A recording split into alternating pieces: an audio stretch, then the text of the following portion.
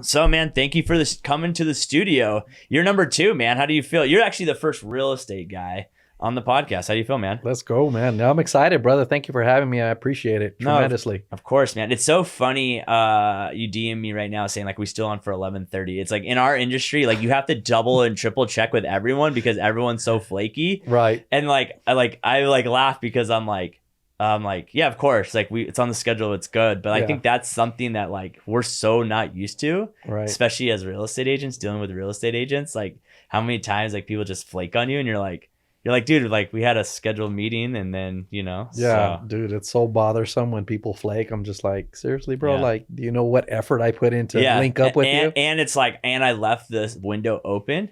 You know what I mean? It's exactly. Like, and I think that's the thing. Like, obviously, you're a big producing agent. I do all right for myself. So it's like everyone thinks it's like this major, crazy whatever, like the new CRM or the new Facebook ad or the new whatever. And it's like, no, it's really just like show up, keep your appointment, follow up, kind of know what you're doing, and you'll probably do all right for yourself. Yeah. There's no real secret sauce to it. I mean, they say what showing up is half the way. You're half the way there. For sure. Do you know this? And I just realized it right now, and it's so funny but do you know we've done a deal together?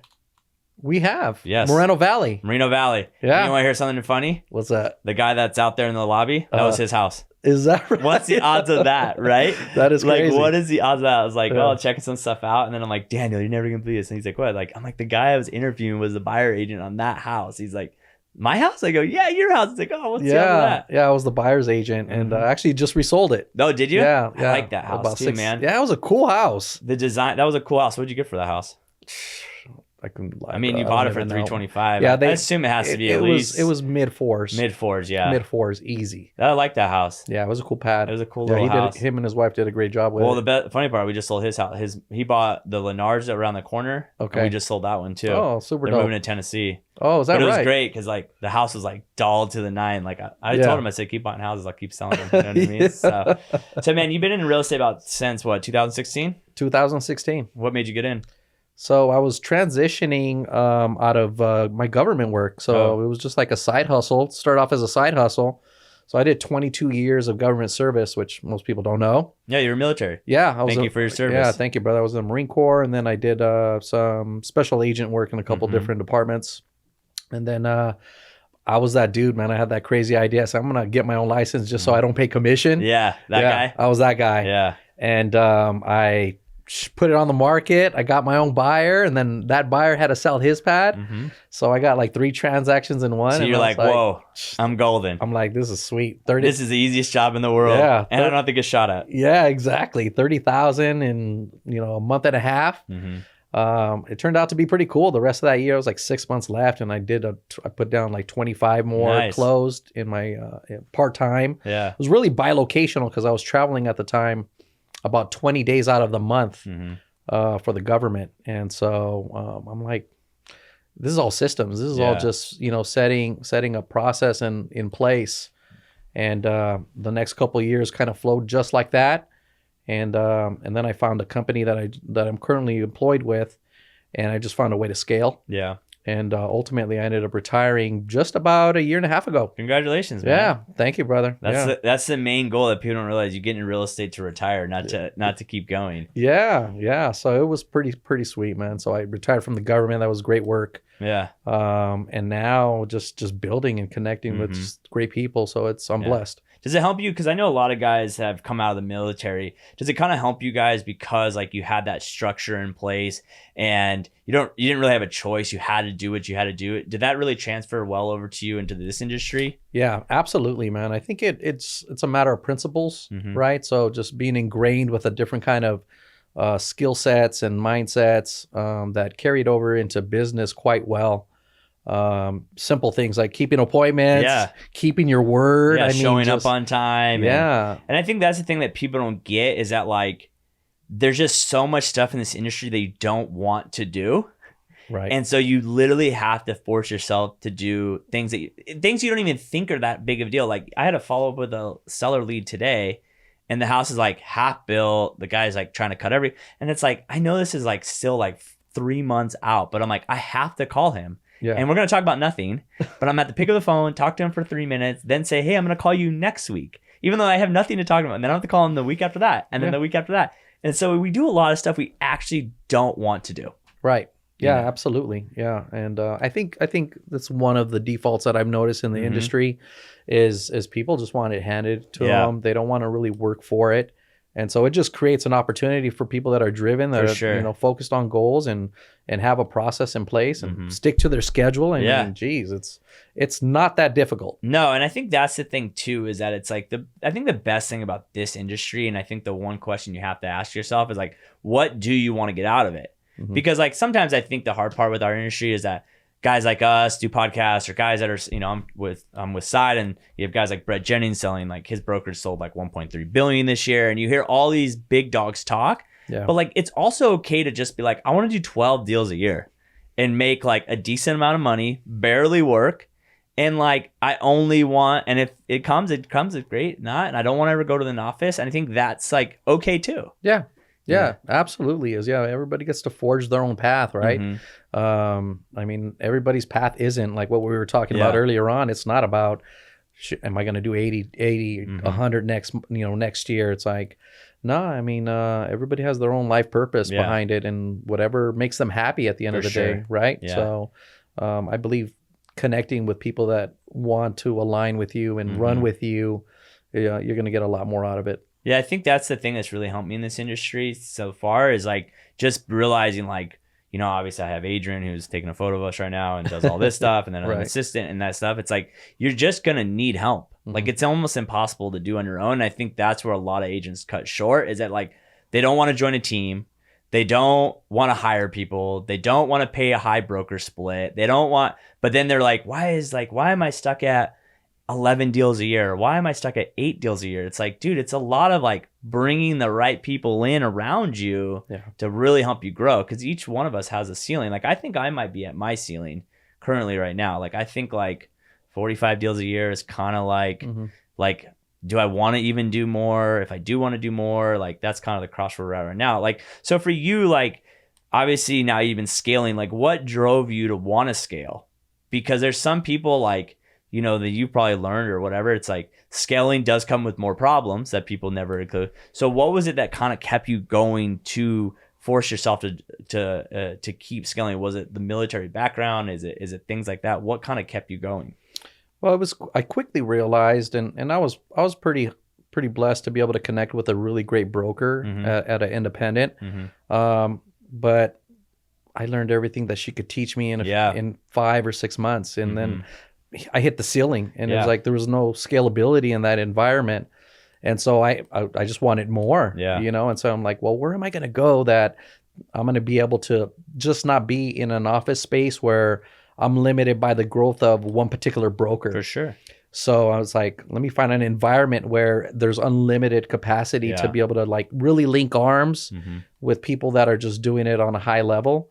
And I found that place. Right. Do you think that like that's probably the biggest, because obviously every company, Keller Williams, EXP, Side, everyone has like their technology. But do you think really it's just the network of people that you can interact with? And I think like where it's like, I can go talk to this person who's so much higher than me, and they probably have dealt with what I've had to deal with. Like, is that like been the biggest thing that has helped you scale your business? Yeah, absolutely. It's not technology, admittedly. No. I was able to sell a lot of homes without tech. Like I had probably the most Mickey Mouse CRM and systems in place, but that the human connectivity is what enabled me to sell a lot of homes and being empathetic and passionate with buyers and sellers in the market. But when it came to business, the scalability really kind of started to flourish when it was connecting with people that were doing it on such a high level, and just picking those brains and just being like, dude, like that guy has great skill sets, but so do I. And if I'm around him, I'm going to absorb and then implement. Right. So for me, that's where the scalability just took off. Then I started to learn things like, wow, I don't have to be so transactional. Like, what are other wealth vehicles that exist out there that are business related but run parallel with my business in real estate that I can leverage, social equity, Mm-hmm. making connections with other great agents, and then maybe showing them and inviting them to another model that might be better for where they're currently at. Yeah, I think that's the thing too that I don't think people understand. It's like, okay, cool, I sell houses, but how do I make money that's also converted to selling houses? Yeah. Because like sooner or later, everyone hits a ceiling of selling houses. You can only sell so many. So how can you make money also that's connected to selling houses? Yeah. And I don't think a lot of agents think about that. Oh, no, they really don't. It was pretty transparent to me in just a few short years that most brokerages don't really make a lot of money off of real estate. No, they don't. No. And that's the thing that people don't get. So when you come to me, and you probably deal with this too, it's like, I want a 85-15 split, or I want a 90-10, or I want a 95-5. Great. Listen, I don't have an escrow company, so that's not where I can make my money at this time. If I had an escrow company and you use my escrow company, then obviously I could afford it. But like, that's what people don't get is like, is that the short fees go with, they're making their money on the back end and their escrow company. Yeah. And so it's like, if you want that low fee, you got to go work somewhere that has an escrow company, and or like you're going to get nothing. Like, I think that's like, I have agents that come to me, and the reason people always ask me why I have not built the team, because it's like, you come to me and you want 90 or 85, even 85-15. Yeah. It's like, cool, you sell 11 houses a year. Your average sales price is 500,000, 2%, that's 10 grand. Cool. I get $1,500 of that. Yeah. After taxes, it's 7. So I'm really going to make about 7 grand off of you. And you want everything under the sun. Yeah. That's a half a deal for me. Yeah. So a whole year of dealing with you is one more deal for me. Yeah. So why take it on? It doesn't make sense. Doesn't. Plus you're liable, and your time, your right? time exactly is the biggest thing there. But yeah, no, it was so clear to me, like, if these companies don't have a mortgage company or an escrow that runs parallel, the model's just unsustainable. I think the 70-30 split's going to be like, I just, no one who pays 70-30 anymore without like a $15,000 cap. Right. No, like, I don't think anyone, like, I don't think that 70-30 model or that 80-20. I mean, like, my first brokerage I worked at was an independent in Riverside, Rob Murray Real Estate, great company. I learned a lot. Like, you know, I peaked out about a year there, and it was a great place to start, but like, it was 80-20, like no cap. And like, I look back and I'm like, dude, the reason I left was like, I gave him so much money. Yeah. You know, I wasn't getting anything in return. So I'm like, dude, like, hello. Yeah, exactly. And then sooner or later, that's where you just get smart. Yeah. You know what I mean? Like, yeah. And that's the hard part with that. You sooner or later just lose people. Yeah, that's the great basis of the partnerships that I've been aligning with, is we just sit down and just been like, hey, buddy, let's just take a look at your business like a business. Like, let's break down the numbers. Yeah. And you'd be surprised once they really break it down. They're like, wow, I didn't realize I had given my brokerage that much money. I think even teams are a big flaw too. I think a lot of people desire to be teams, but it's like, you know, you have 30 agents, you're spending 40, 50 grand on Zillow leads or whatever lead platforms you have that month, plus staff, plus all this stuff. You're like, dude, you're $150,000 a month, and you have to pull $1 million some change to be broke. Yeah. Like, it's crazy. Yeah. It's not a really scalable model. You know, that's why I found myself looking at just different alternatives out there. And the one that I'm currently in is it's changed the trajectory of my life forever. But admittedly, it's not something that everybody can do. Yeah. You know, and that's the thing too, is not everyone's meant for every platform. True. And you just have to be honest to yourself. Yeah. Because I think a lot of people put themselves in positions that they're not going to be successful with.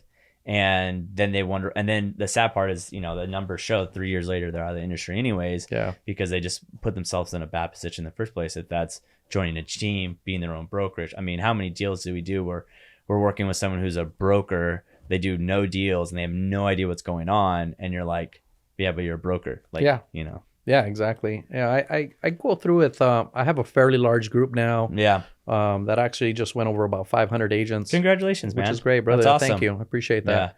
Yeah. But you don't create something like that unless it's duplicatable. For sure. And that you can repeat success. Yeah. You know, and so, you know, we keep it real simple, man. We're just like, look, run it like you run your real estate business. Like, and when you run your real estate business, you want to have a bunch of sources of leads, right? to feed the funnel, because when one goes dry, you Yeah. need to be able to stay in business so you're not so up and down. Well, shoot, I guess I'm doing it the wrong way because I only focus on social media stuff. I'm only completely one-sided. Yeah, but if you got, I don't even do email campaigns. if you got one that kills it, then I don't even have a CRM. Like, I don't even have one. I'm trying to like do that this year. I'm like, I should probably have a CRM. I have like 1 million leads over the years. Maybe I should hit them like a monthly email or something. Yeah. Like, I have nothing. And like, but then this problem is, and then you kind of get comfortable in that platform. Yeah. And then you got to have to increase that platform or find other things to do. Absolutely. And I think that's something that most people do. They get in that comfort zone. Mm-hmm. And then when there's a shift in that comfort zone, you know, like right now, like I'm going to TikTok this year. I never thought I'd go to TikTok. I told myself, you're never doing TikTok. But then I'm like, I need to do TikTok. Yeah. Like I have to be on that platform. Like it gets a lot of views, and who knows where that one person might see who might be someone, you know? I mean, that's really some of my biggest clients have been one person saw one video or one thing and boom. Yeah. It took off. So. Yeah, I definitely attribute social media to the growth success that I have experienced and a lot of my partners have, because I probably attract about 2 or 3 agents a week just from Instagram. Yeah. Right. And so those conversations, because of our company being global, I could never have imagined having, you know, agents in other countries. I mean, it's just bananas to think that it went that way such a short amount of time. Do you scan your agents, or more or less it's like if someone hits you up, like you bring them over? Like if they're like, hey, I want to come work for you at EXP, you know, you just hit over 500 agents, like are you just like, all right, come over? Or do you run them through a process? So are you doing just numbers, or are you also balancing that out with obviously quality to quantity? No, definitely have to have the quantity. So I make it a point to have the one-on-ones. Have to. If they hit me up directly, then it's one-on-ones and we have a conversation. I just had 2 this morning. And it's an interview process. It's just seeing if we fit right? So everybody's I want to run with people that want to run. You know, and so those are the individuals that I'm really aligning with. And again, like you had mentioned, you know, sometimes this may not be a good fit for you, right? If you're looking for a one-trick pony, this isn't it. But a lot of times the conversation can fit into certain boxes, and when it does, it's great. And then from there, then it's about having the processes in place to make sure that their onboarding is on point, and that they're connecting and getting everything that we talked about up front. So the integrity of the first conversations is really, really important. And I think that's another separator. A lot of people don't keep their word. Their integrity is weak, and they promise a lot but deliver very little.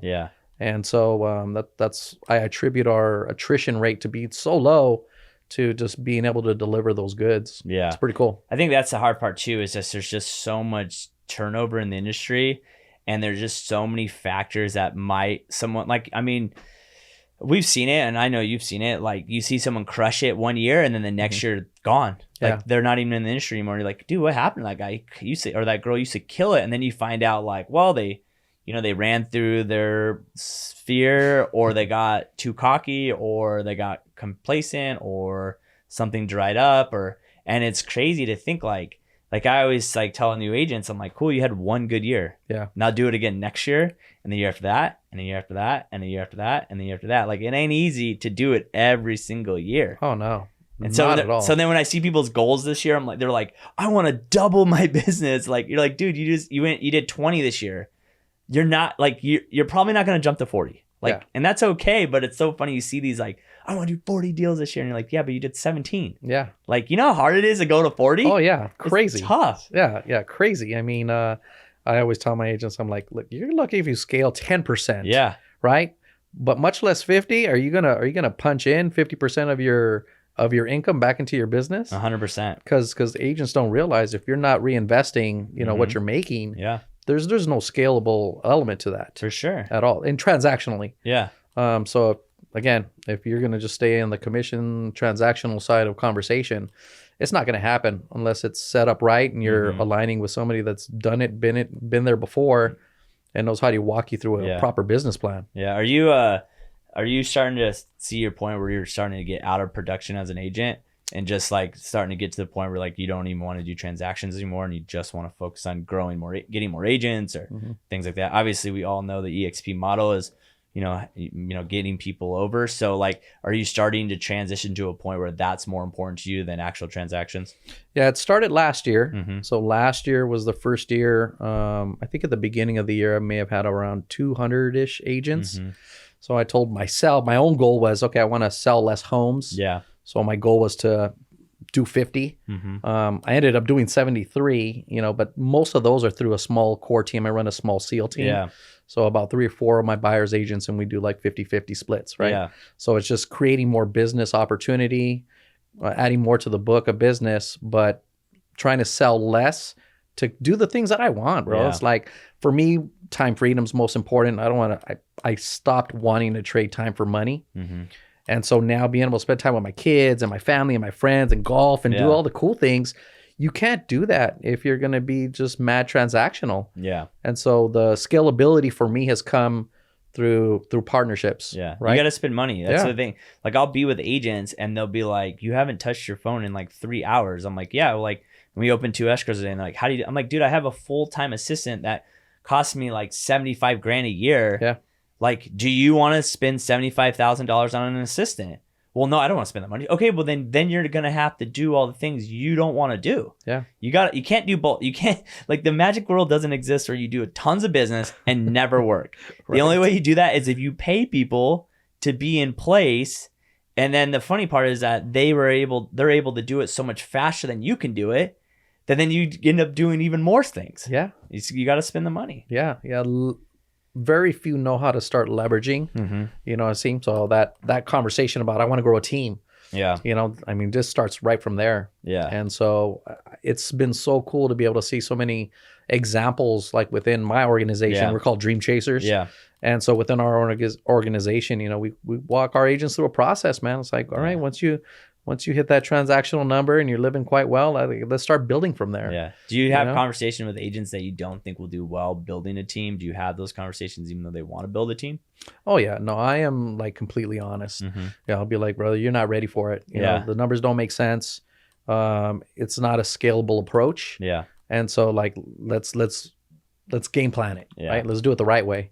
And so giving them the blueprint though, that's the other thing, is like, I noticed that pretty early in my career too. I'm like, to a certain degree, brokers don't really want to give you the true blueprint. Yeah. Because what happens? You're gonna you leave. Yeah. Yeah. You're gonna surpass, and then you're gonna disappear, and you're no longer valuable to that broker. I think that's the other thing people don't understand. Like, everyone hits you up in this industry, but the moment you stop doing deals, the phone stops ringing. Oh yeah. And like, that's something that you have to remember. You have all these people trying to help you and do things, but like, you stop doing deals, that phone stops ringing. Yeah.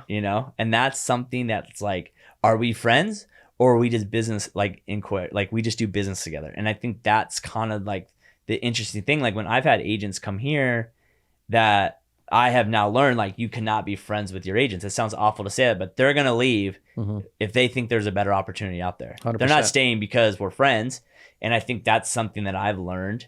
Like, when people want to like start teams or offices, like, oh, well, all my friend agents that will come over. I'm like, no, they won't. Like, or they will, and it won't go the way you want it to go. Yeah. No, I've experienced that quite a bit. At EXP, it's been better, just because we're giving them a blueprint to be able to, take the way we've done it and some of the other top team leaders or icon agents. And so they're like, all right, cool. Well, Decatur did it like this. Let me copy that blueprint. And it keeps them in-house though. Yeah. And then we have a couple other retention kind of elements in the company. Yeah. Revenue sharing and stocks, which they're like, wow, now it's harder for them to leave. Yes. It's harder for them to leave. I think Keller Williams did that too. Not stocks, but they you would funnel down. Yeah. And people like, well, I can't leave. I have 30 agents beneath me and I get a piece of their pie. And so it kind of forces people to stay there. Yeah. Which is, at the end of the day, it's every company, it's not the same, but if you're a producing agent, you'll produce anywhere. Yeah. And it goes the opposite. If you're a non-producing agent, you're probably not going to produce where you go. No. I think that's struggling what we're having in a conversation now. It's like, I go back and forth weekly, probably do I want to have agents? Do I not want to have agents? Do I want to have a team? Do I not want a team? Because do I even have the time for a team? Because if I had a team member here and they needed me, I'm in this is my second one today. Then I'm going to go shoot another video. So it's do I even have the ability and the time to have a team? And or do I want to spend the money to have a team? Yeah. I don't think I want to spend, I struggle spending money on like Zillow. I cannot do it. Yeah. It's just not my style of business. And I'm not good at all those. I'm not good at following up. I'm the worst. So it's hard for me to tell people to do that, and I'll just be like, yeah, shoot a video. Right. And they're like, but I don't know what to say. Like, just say something. So that's what's been hard for us, or a learning curve for me when I opened this business was like, why would people not want to come work here? I'm a producing agent. I do a lot of deals. I can show them away, but then it's like, I don't have structure in my life, but it works for me. But a lot of people need that structure. Yeah. And I'm not good at giving people structure because like, I don't even have structure. I'm more just like, problem comes up, solve it. Problem comes up, solve it. I don't have a schedule. So, other than I have a podcast today at 9:30, I have a podcast at 11:30. All right. Other than that, like free for all. Let's see what happens today. So the interesting thing of that, I think I read once, businesses that are based off of personalities have very limited growth opportunity. Yes, they are. So when it's personality based, it's not going to go very far. Nope. For maybe a little while. Yeah. But there has to be a duplicatable process in order for it to really grow. And I've experienced that where I'm at is now I really don't have to be in the mix. Yeah. This thing it's an animal. It's going to grow on its own. And that just creates leverage and time freedom for me to, again, live my best. Yeah, for sure. I think that's something I learned really early when I would work where I was working. Like, I would try to do the same thing he was doing as my broker, but then I started realizing I'm like, he's 60 years old. I'm 28 or 29. Like, he's been in this real estate for a long time. He still lives in the same neighborhood he grew up in. Like, he lives across the street from his mom's house. Like, he would send out postcards and get like 2 listings. I would send like the same postcard out in my farm. Never got a call. And he'd just be like, keep sending postcards. I'm like, dude, you know how much this is per month? I'm sending out 7,000 postcards a month. Like, I'm not getting any calls. And then I'd watch him. And then I finally started to realize like, I can't be him. Yeah. And I can't do the bit. I have to figure out like that is unscalable because his name is what's getting people to call him. I don't have his name. Yeah. It's like when young agents like, oh, well, I work for this guy and this. I'm like, yeah, but you're not him. You haven't been doing real estate for 30 years. You're not 65 years old. Like, you're 30. Like, you better tap into like your network of people or learn how to do it a certain way because it's not going to work the way they do it. Yeah, everybody has to find their own superpower, man. Mm-hmm. You know what I mean? So sometimes, and I think people are not candid enough when it comes to business, right? So at a lot of other companies, people will say whatever they got to say just to get them in the door. Even if they get 1 or 2 deals out of them, for sure, they get something. Yeah. And in my conversations, it's just like, how many companies have you been with? Mm-hmm. You've been with 5, 6, 7, 8 companies. Yeah. You're chasing commission, right? Yeah. And it's like, then what's next for you? Like, why here? Well, and the thing is, it's not that big of a difference. Like, if you're only doing 10 deals, right? 5% different in your commission split or even 10% commission split difference is not that much money. No. Like, you don't even realize it's not even that much unless you're selling like multiple $1 million properties, which I doubt you're doing because you're not doing well. It's like your $400,000, the difference between getting 70-30 split or 80-20 is not that big of a difference. No. Financially, it's not. No, it's not.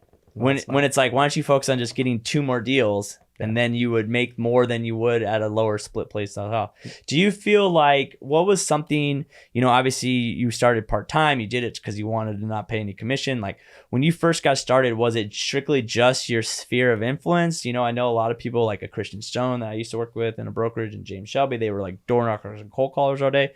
What was kind of the thing that kind of took you off in business? Was it just connections? Was it like you just knew a crap load of people and they needed to buy and sell, or what really got your momentum going? Well, the government work was cool. I was making a healthy wage there. It was, it was great. Pension, all that was fantastic.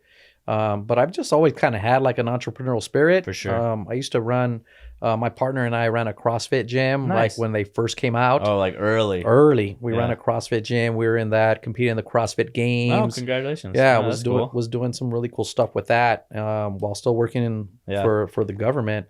Then we ran a clothing company, a street brand clothing company, which kind of blew up. Yeah. And then we ended up selling it to the Japanese. So that was pretty cool. So I was like looking for what's next. Like what do I get into? Like, where's the next action at, because I don't have a degree. Yeah, me neither. You know, I don't have a degree, and I've just always been like a street hustler. You know what I mean? I'm just like going from and trying to find what's the next move. For sure. While I was still leveraging where I was at, like that was taking care of me and my family. You know, but having an exit strategy to some degree was like, I got to find something where I'm going to punch out in 3 to 5 years. Yeah. Then what? You know, I'm not that dude that's going to lean back and live off of pension. Yeah. No, I'm not built like that. Yeah. So the real estate thing, like when it fell on my lap, like that first deal that was mine, dude, the light went on and I was just like, this is it. Yeah. Like, this is it. I connect well with people and I have integrity, and let me implement that into all the business stuff that I've learned. Yeah. So everything else kind of built from that. You know, the social media went quite well with all the stuff we were doing with branding, with the streetwear. Yeah. And just adding the creativity element to it is huge. Huge. It created separators, you know? I think that's a struggle that a lot of agents do in social. What I see is like current market will post something and then like everyone shares that one post. And it's like, I try to tell people like, take that post, create the I do it. I steal the information. Then I make my own post, maybe a video or something else, but it just separates me. And it makes people think that it was coming from me, even though I stole it from current market or I stole it from Inman or whatever. Yeah. But people think it was that's my information. And I think that's like the laziness maybe, or maybe the lack of confidence that agents have to speak it themselves. It's like you have to make people realize like that's like they think that's you, not you just took it from someone else. Yeah. Yeah. We have a saying, what is it?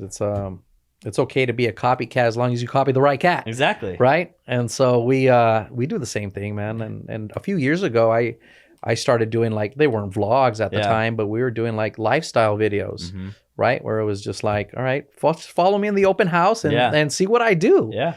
And that picked up momentum. And now we actually do that. I don't know if you've seen any on my site, but we do them for our agents, you know, like trying to create a little bit of personal touch. For sure. Like, don't be so robotic out there. Like, let people know what's your passion, what drives you. You know what I mean? What are you like away from showing them homes? Yeah. I think that's the thing too. It's like people do not care how good you are. So stop acting like you have to know everything in real estate. Because one, you're not going to. And two, no one really cares. They don't. No. I mean, we lose more deals of the ones and twosy agents than we do anyone else. Yeah. And no one cares if this person's only sold 2 houses their whole life. Yeah. They have no idea. Yeah. Because the consumer base, they think we're all the same. Exactly. They think any agent can fill in and get it sold. That's why they try to reduce the commission so low, you know? But that's where the value proposition comes in, when people start to get that validation, right? Yeah. Social validation, I think, is huge. I mean, you know more than probably most. They hear about you, they see your reviews, and then they go to your social page and boom, this guy is doing it. There's success history there. Yeah. How do you handle, obviously you post a lot on social and you're out there. How do you handle maybe the chances that people maybe watch one video of you and then it comes off the wrong way?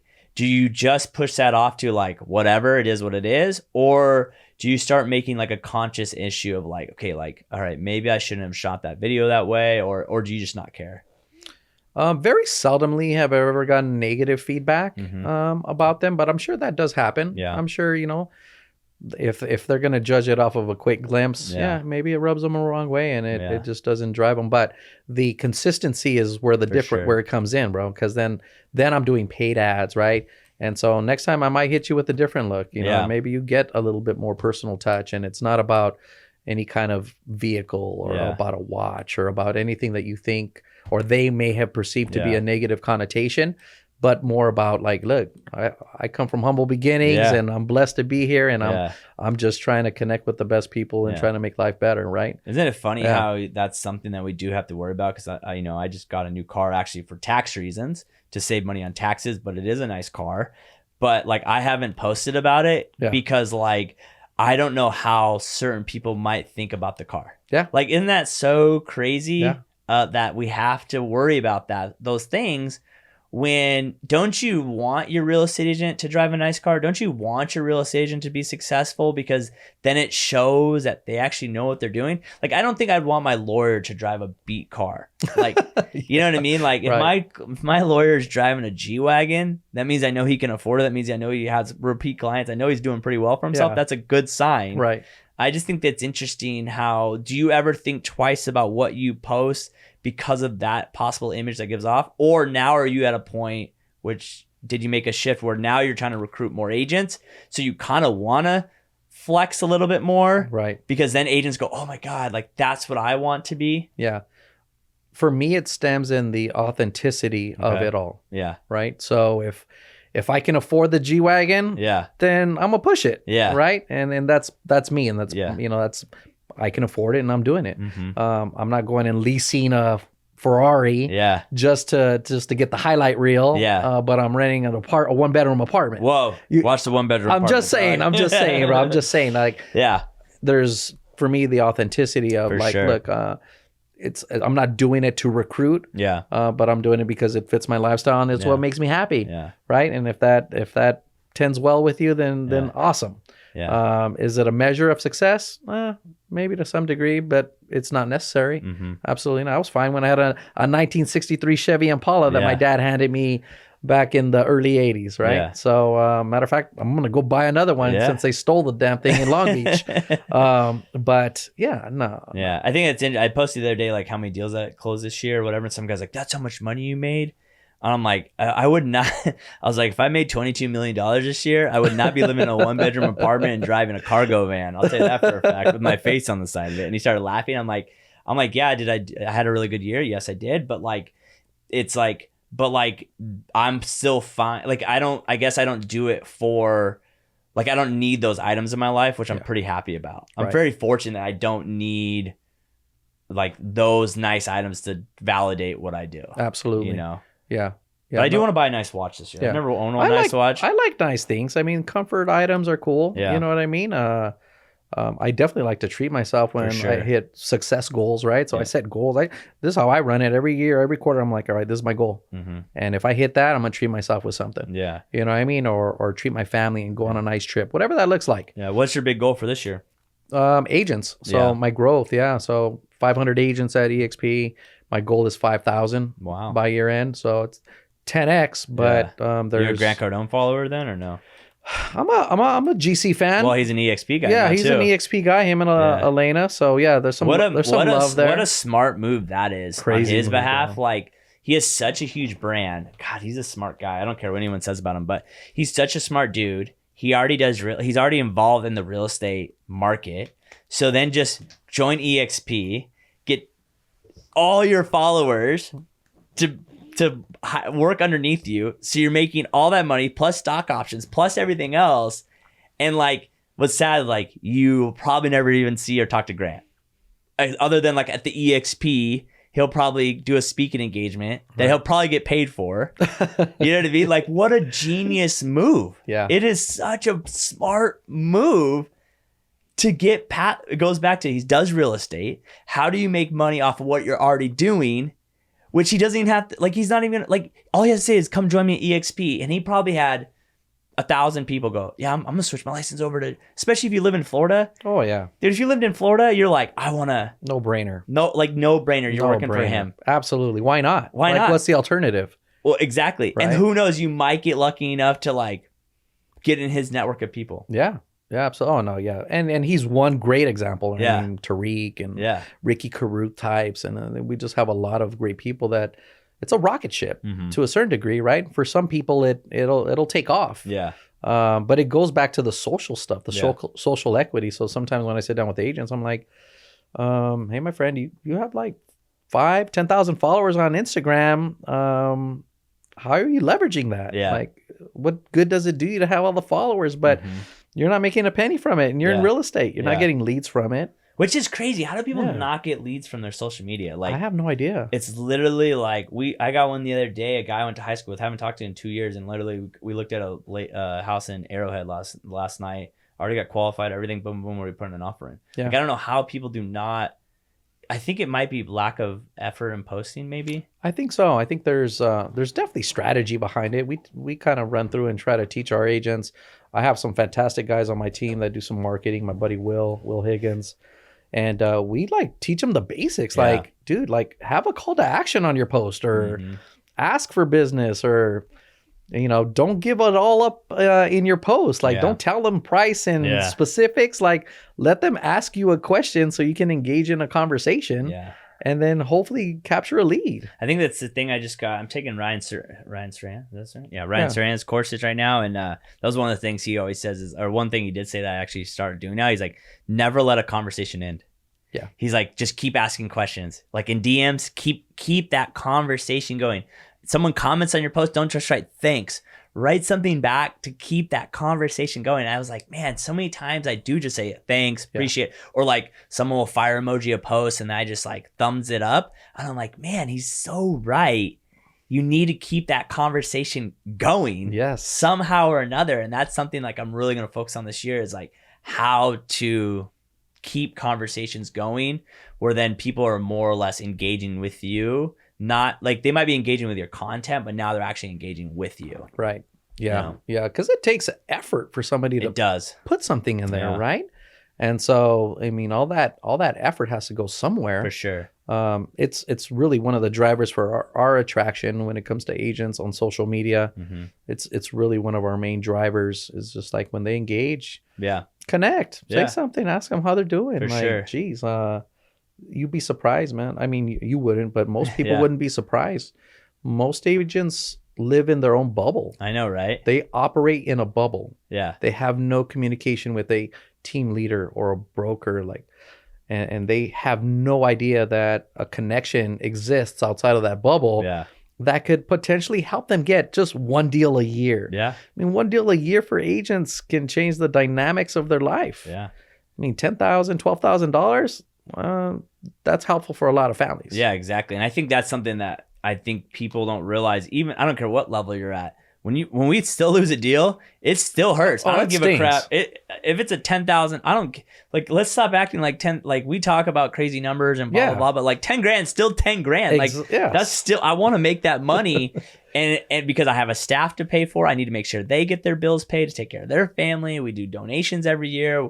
We run podcast room for all small business. Like, dude, I want every deal. Yeah. Like when I see you sell with someone else, I'm pissed. Trust me. Right. Like when I see just sold on your Instagram page or Facebook, I'm like, what the heck, man? Yeah. Like, gosh dang it. And what sucks in this market, like, oh, well, it's sold in one day, 10 grand above. Well, no crap. Everything's selling first day. Yeah. That's not, you can't justify how good an agent is based on if your house sold in one day or not. No. Because that just goes off the market. It doesn't go out. Like right now, like I was a terrible buyer's agent last year. I wrote tons of offers and none got accepted. I only did 9 buyers last year. Sorry, Taylor Loop. I know you're pissed I didn't do more lending with you this year. But like I was, if you want to compare, I was the worst buyer's agent in the world last year. Yeah. It was, and 2020. I was terrible that year too. Well, to a certain degree, you can't be too great of an agent if you're encouraging your buyers to put 50, 70,000 above asking, waiving appraisal. Like, how do you sleep at night? How do you sleep at night? And how do you, I mean, it's just like, that's the crazy part too, is that you're putting these people in positions. Like I try to tell people all the time, like, I have no idea what the market's going to do. So buy this house, but if it freaking tanks next year, I don't know, like you better hang on to this house. Oh yeah. You know, like I'm not going to advise you and say it's going to keep going up, and you can refi and then sell it in a year. Like I have no idea what the market's going to do. Yeah. We need to stop acting like, I hate when realtors want to act like they know what's going to happen. Like, bro, you're a high school, you have your GED and you took a course for 6 weeks and you sell 11 houses a year and you've been doing it for 4 years. You have no idea what the market's going to do. Even the experts don't even know what the market's going to do. So moving forward, you're obviously going after 5,000 agents this year. At what time are you always going to be the CEO of this Chasing Dreams, or are you going to start having to look for like VPs and things like that? Like, are you also trying to build out your staff to manage all these people? Oh yeah. Yeah. The structure is huge. And we implemented that right from the beginning. So I'm blessed. Again, I'm not the only reason why the scalability is happening within our organization. I really attribute it all to the partners, right? The partner agents, the brokers that are coming on my team. They're all just creating their own entities. And my hope is that they're bigger and better than I am, and that everybody above me, I'm about 8 or 9 chairs down from the CEO, and so everybody, that's the chasing dream part. Is like all of you guys have an opportunity to be bigger than everybody before you. Yeah, and that's the one thing about this job; it could change your life. Yeah, it changed mine. Oh yeah. It's just whatever you want to do with it. Yeah. And I think that's like the craziest thing that I don't understand with a lot of people that get in this. It's like this job could literally change your life. Mm-hmm. Change mine. Absolutely. I would be working at, I don't even know right now. I'd probably be working at like big 5 sporting goods stores as assistant manager. Like, I don't know where I would be. Right. I just don't know how people don't take advantage of this. Yeah. And what this job can bring you in all opportunities. Yeah, I think a lot of that happens like in the rooms, right? Those tables, like once they start looking outward and seeing, man, I can have agents outside of California. Yeah. I can do business. There's a whole world out there. Metaverse. I mean, we got NFTs. You got there's so much going on. I don't even know about the Metaverse. Yeah. Like, I know nothing about that. I mean, I know what it is and I know like how it's probably going to work, but like to think people are buying real estate in a fictional world next to Snoop Dogg's house for like millions of dollars, like that's how like there's like that's the other thing. There's stupid money out there. You just bought. I think the guy spent like $3-4 million or whatever it was. You spent $4 million on a fake house in a fake world, right? To say you live next door to Snoop Dogg in a fake world. Like, how crazy is that? Yeah. But I guess the thing is this: if you're on the Metaverse, when Snoop Dogg's on the Metaverse, you're technically his neighbor now, right? And who knows? Maybe you get connected to Snoop Dogg. Yeah. I think that's the cool thing now is like everyone is one text or one DM, one tweet, one comment, one video, one something of their life changing forever. Yes. And 100%. I don't think like people always ask me, why do you do this? I'm like, I'm only one video away of blowing up. Yeah. One clip, one something to go viral, one thing that someone sees. Like you only need one. Yeah. It's like a big investor like Mark Zuckerberg. Yeah. He did Facebook and he's a billionaire. Yeah.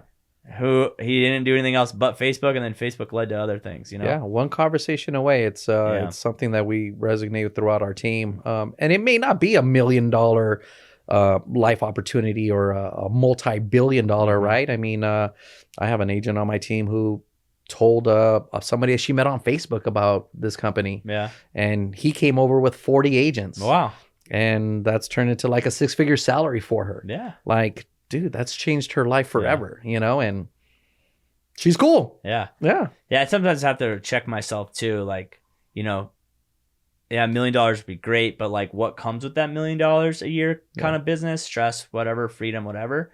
And then it's like, do you want to put the work in to get to that point? I think I think people need to realize like $1 million is a lot of money. Yes. Let's stop acting like $1 million a year is not a lot of money. Do you realize what it's going to take to get to that? And cool, you made $1 million a year, but how much are you saving after that $1 million? Just tax reasons, staff, office, like it's not just give me $1 million and right. You know what I mean? Like the time, the things you miss out in life. So, obviously I always try to do these podcasts. The reason I started doing these with agents is because I started realizing all my YouTube followers were agents and people in the industry. So I was like, hey, why don't we start doing podcasts with topic? So what's some advice that you could give to a newer agent? Or an agent that might not be up to their production level that they want to be at to kind of help them start off 2022 the right way to hopefully hit their goals? My advice to them would be to just align, realign, where they're at in their business and kind of like have an outer body experience with their business and make it not personal. So separate that and find an alignment that works for them, right? So whether it's EXP or Compass or whatever that looks like, an independent. Yeah. I think most agents need to have, especially newer ones, they need to have somebody that they can find success duplication with. So get a mentor, get a coach, learn from somebody else. Because if you try to navigate the waters by yourself, you're only going to swim so far before you start to drown. Yeah. I think that's the hard part is that you just, you don't realize how many things go into being a top producing real estate agent. It's so many things that it's impossible to do on your own. Impossible. It's strictly impossible to do on your own. Yeah. And I think that's the one thing people need to realize. It's impossible. Yeah. You cannot do it. And when you see these agents that do like 13 deals a year and they're texting you at 9:00 at night because it's like, because they do not know, they're trying to do everything. Yeah. They're the people that are trying to like do their own taxes and then do their home files and then take their own photos. And then like, it's like, dude, it's just like hire people to do it. Exactly. And then plan out the longevity of that career, right? Most agents don't think of, I mean, most people come into real estate not thinking of real estate as a career because, I mean, most people don't come out of college and go into real estate, right? And so it's always a secondary option. It's weird, sure. Which blows my mind because you could make so much money in this. But again, most agents are unemployed, transaction to transaction. Sell a deal, you're unemployed. Till you get another one, you're unemployed. And so you have to forecast in your business, right? And be like, all right, where am I going to plant my seed? Where I know in 5 years when I am a top producer, like what's the next level after that? You know, and it's not always the traditional approach. And so, but you have to have conversations. So when I tell people, I'm like, I just want like 500,000 followers on YouTube. And they're like, I'm like, and then I'll never sell a house ever again. They're like, what? And I'm like, dude, do you not know how much money is in YouTube? They're like, no. And I'm like, dude, there's so much money in ad revenue and this and that. I was like, I told somebody, I'm like, there's going to get a point wherever I work for is going to pay me to work there and be a sponsor on my videos because so many people watch them. And I'm like, you're not even thinking about that. No. You know, I didn't tell them. I was like, they're like, oh, do you coach with Tom Ferry? I'm like, there's going to come a point where Tom Ferry's going to pay me to say I coach with him. That's where I want to be at one day. So, man, I appreciate your time. I just think that, you know, it's been awesome to watch a short career. I mean, I don't think people realize like you don't have to wait 20 years to get to this level thing. You can literally be crushing it if you just put the work in, you have the right mindset, you align yourself with the right people. And before you know it, you open up your own eyes and boom, you're there. So I appreciate you. Appreciate your time, Thank man. You, my brother. Have a great day. Everyone, until next time. Peace.